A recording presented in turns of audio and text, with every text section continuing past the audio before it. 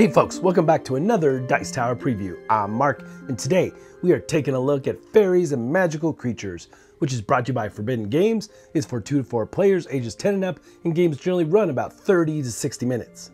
From that midsummer night, when you and your great Aunt Victoria gazed from the garden gate of her country manor and saw the will-o-wisp lights blinking near the edge of the forest, the adventure began. In Faeries and Magical Creatures, you will build your deck by drafting unique fairy cards with amazing artwork from award-winning artist Annie Gerard. Gain trust and kinship with the 5 fairy folk and build your ultimate fairy garden. You will select one of 5 actions on your turn. Draft a new card, play a card from your hand, redraw up to 5 cards from your discard pile, select and place garden tiles in your fairy garden, or place kinship tokens in one of the 5 fairy folk areas. The other players will then follow by playing the same action. Once all players have performed the same action, the acting player marker moves to the next player so they can choose an action. You can score many different ways via your cards, area majority, and tile placement in your garden. The winner of the game is the player with the most victory points tallied on their fairy garden at the end of the game. The main board shows the 5 available actions, but this is also where the fairy clans live, so to say.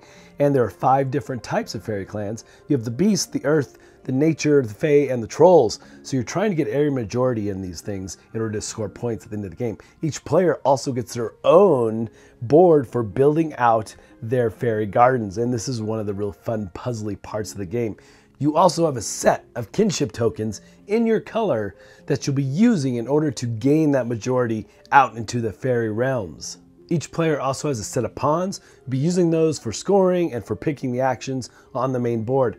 Also, you're going to be starting with a standard set of cards. The thing I love about the cards in this game is that everything you're doing with the cards is very straightforward, and it just tells you at the bottom exactly how they work. Gameplay here is incredibly straightforward, really easy to jump into. You basically have a hand of cards, and you can choose to play a card before or after you perform one of the 5 main actions. Now, the thing with why you might do that is some cards might play off of the action and so forth. So it's really up to you how and when you want to play those cards. And then it's just straightforward. You will place your pawn on one of the 5 main actions, perform that action, and then in turn order, every other player will get to perform the same action. Once all the players have completed that action, then the fairy token will pass to the next player and they'll get to pick the next action available. Now, let's take a look at these actions. The first one is gain trust. You're just going to be placing a kinship token in one of the fairy realms. Again, you're doing this to gain majority in one of those areas. Now, once you place 10 tokens of yours in an area, you're the first one to do so, you'll get to claim one of the fairy tiles to put into your garden. Now, why that's important, you get points for different garden areas that are touching your path, and these fairy garden areas can double those points. So it's really crucial trying to get your hands on these. And then at the end of the game, you'll score the majority of these areas. The player that has the most in any one of the areas is going to gain points based on however many tokens there are in play. The second highest will get points based on how many tokens they put into play. The next action is build garden. Now, these will be drawn randomly from the bag, and these tiles are all double-sided. You have the garden side and you have the pathway side.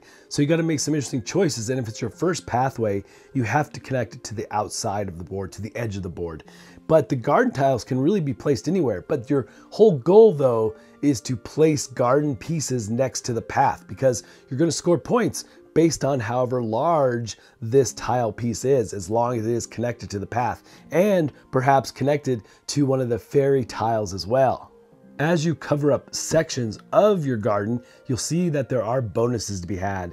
You'll be able to place one of your kinship tokens, be able to draw a card, you have a limit of 5 cards for your hand, and there are just straight up victory points to be gained. Victory points are scored around the edge of your board. Or you might choose to befriend a fairy. And so this game has a little bit of deck building, a little bit of hand management built into it, but you're going to go and draft cards from the fairy offering. Now, again, these cards are super straightforward and they're going to give you all kinds of benefits. So just pay attention to what is written at the bottom. And just a couple quick examples. You have the nymph who you get to draw 2 extra tiles from the bag and then select and place a tile in your garden. Or you might choose the sprite that scores 2 victory points per fae card in your hand. So these cards are really powerful and giving you additional types of abilities and actions as you progress through the game. And of course, any drafted card that you gain is going to go to your discard pile to start.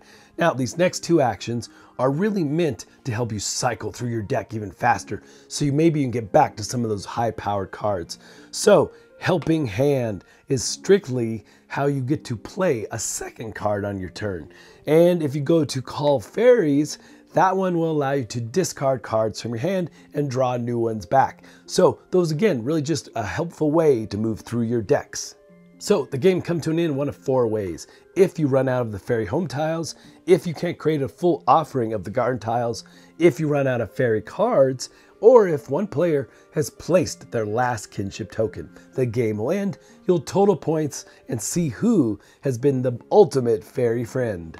Alright folks, just a reminder once again, this has been a Dice Tower paid preview and everything you've seen here has been in prototype form.